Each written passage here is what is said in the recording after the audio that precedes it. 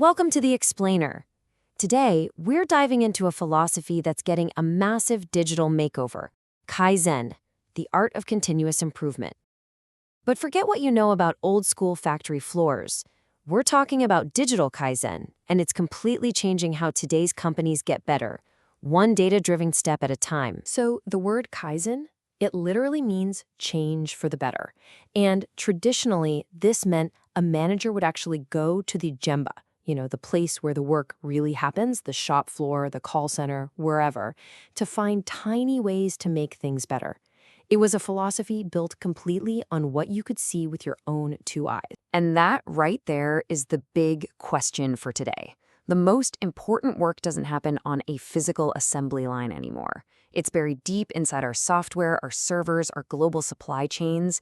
You can't just walk around and observe that stuff. You can't see the real bottlenecks that are slowing you down. And that is exactly where we get Kaizen's digital upgrade. It's the evolution of that classic philosophy, but it's been retooled for the information age. It's ready to hunt down all those problems that are totally invisible to the naked eye. I mean, the difference is night and day. Traditional Kaizen was all manual, very localized. Digital Kaizen, on the other hand, is data-driven, and it looks at the whole picture, using tools like process mining to see everything end to end. It's like it reveals this hidden shop floor, that whole messy maze of digital handoffs and interactions, where the real work, and the real problems are living now. So, at the heart of any Kaizen mission, whether it's digital or not, is the hunt for three main enemies. First, you've got Muda, which is just pure waste, any activity that doesn't add value. Then there's Mura, or unevenness. Think about one team being totally slammed while another is just sitting around. And finally, there's Muri, or overburden, pushing your people or your machines so hard that they just break. The goal is to find these three wherever they're hiding and get rid of them. Okay, that all sounds great in theory, right? But what about the results? What's the actual payoff? Well, this is where Digital Kaizen really starts to flex, delivering real, measurable results. So let's look at how a few companies are actually doing this and cashing in. Okay, check out FPT Software. They built their entire digital transformation on this people-first idea. They start by getting different teams in a room to find what they call pain points, especially the annoying problems that pop up between departments. Then they build small, quick digital tools to solve them. If a tool works, they scale it across the company. And here's the genius part. They even repackage their best internal solutions and sell them to their own clients. And here is what that looks like in the real world. A massive pain point for FPT was their onboarding process. It took a full 14 days, and they were losing good people because of it. So, using their Digital Kaizen method, they built an app called MyFPT.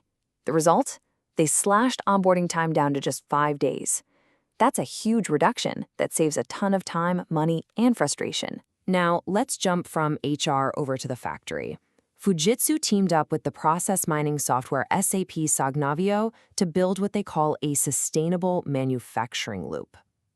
And what's cool here is they're using data not just to be more efficient, but to actually hit their sustainability goals. It's proof that Digital Kaizen is a powerful tool for both the bottom line and for the planet. And this right here is the most crucial part. It's all about empowerment. This quote from one of Fujitsu's partners just nails it. These new digital tools aren't just for the data scientists in the back room anymore. They're designed so that the people on the ground, the real experts, the line supervisors, can easily see the facts for themselves and figure out the root cause of a problem. And what did they find when they did that? Oh, the data revealed some staggering stuff that was completely invisible before. At one plant, they found that a full quarter of all product movement was just wasted effort. They found an unbalanced workload that was killing their output, and a mysterious 5% slowdown on one shift compared to another. I mean, these are the kinds of golden nuggets Digital Kaizen digs up. And all of this adds up to serious money. One Spanish company making electrical parts did the math and figured their Digital Kaizen plan could lead to a 17% increase in EBITDA. That's not a tiny adjustment. That is a game-changing level of improvement. But here's the thing, and this is so important. You can have the absolute best technology in the world, but if your company culture isn't on board, it's pretty much useless. So, how do you actually build a culture that lives and breathes this idea of nonstop improvement? Well, there are academic models, but really it boils down to something pretty simple. A real Kaizen culture is built on 3 key actions. First, you have to sense opportunities, just like FBT finding those pain points. Second, you seize them by actually building solutions. And third, you transform the business by scaling up what works and then immediately looking for the next thing to improve. Sense, seize, transform. That's the engine that drives it all. And you can literally watch this cultural growth happen. Take a look at these charts. They show a team before and after they went through a software Kaizen program. On the left, you can see where they started. But on the right, after the training, look at that growth in things like collaboration and planning. It's visible proof that this isn't just some vague philosophy. It's a skill you can actually build. Now, a cultural shift this big doesn't happen by accident. It has to be led from the top down.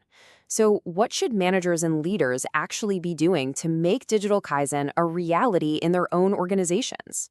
Okay, so here's the playbook. First, there's the process side of things. You've got to start small, run a few pilot projects, prove they work, and then scale up the wins. And this is critical. You have to blend the new data-driven insights with the years of on-the-ground intuition your people already have. But the second part, the people part, that's where leadership really comes in. It means creating open communication between teams. It means having regular meetings to look at the data to find solutions, not to find someone to blame. And most importantly, it means you have to invest in your team. Train everyone on Kaizen and the new digital tools so they feel empowered, not like they're about to be replaced by a robot. So as we wrap this up, let's bring it all back to one simple but really powerful idea about the future of how we work. In a true digital Kaizen culture, you absolutely do not need to know how to code to be an innovator. The single most valuable creative act you can do is simply to identify a problem, to spot a pain point in your daily work. Because seeing that friction, that waste, that's the first and most critical step toward creating a better way to do things. And that leaves us with one final thought to chew on. Every organization out there is trying to improve. But the real question is, are they improving continuously? Is it actually part of their DNA? Because in the digital age, standing still is the fastest way to fall behind. The future belongs to the continuous.